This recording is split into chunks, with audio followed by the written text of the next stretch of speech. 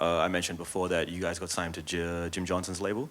Yep. So how did that come about? Like, how did he get in touch? Was it all through MySpace and everything, or? Yeah, so I guess, it's a long story, but I'll try and cut it down as much as I can. But basically, a friend of ours at the time, Joel, he had a radio show on a radio station here called Groove FM. Oh, yeah. Yeah, shout out Groove FM. L Street, I know you're in here somewhere as well. Yeah, shout out L Street. That was a legendary station at the time. You know, me and my cousin had a radio show on there playing underground hip-hop every Thursday night.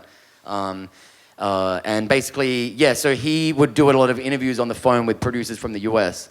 A lot of like really, either big up-and-coming producers from America, and one of them was Jim Johnson. Cool. And that was the hustle mentality Joel had. He was basically like, oh man, I'll keep hitting him until I can get them on the phone. So he did an interview with Jim for his radio show, but then at the end was basically like, oh, I've got a couple of friends that I help manage and work with. Can I send you some of their music? And he was like, yeah, of course. Like, man, send some stuff over. And, we're at that point, we thought our shit sounded like fucking amazing. We're like, oh my God, it sounds just like Timbaland or Kanye or whatever. But in hindsight, it didn't sound any remotely close. Were you trying to recreate a particular sound at that time, or were you trying to come up with a new sort of sound? Or? I think we like listening, if I was to listen back to the stuff we were doing at the time, it definitely had a lot of influences from what was going on at the time. Sure. And it wasn't until years later when we found our own pocket and groove and sound and everything, So I think, we were still experimenting and figuring it out.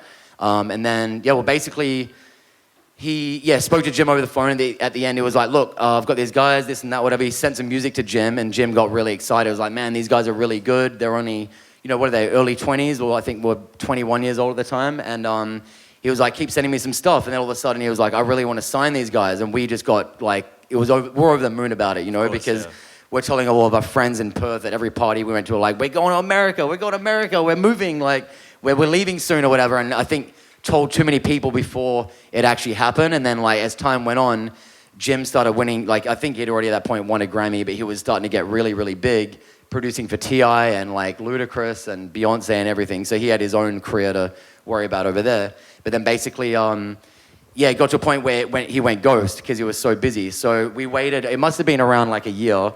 A year went past and we're like, you know what? Like, we know he's in Miami.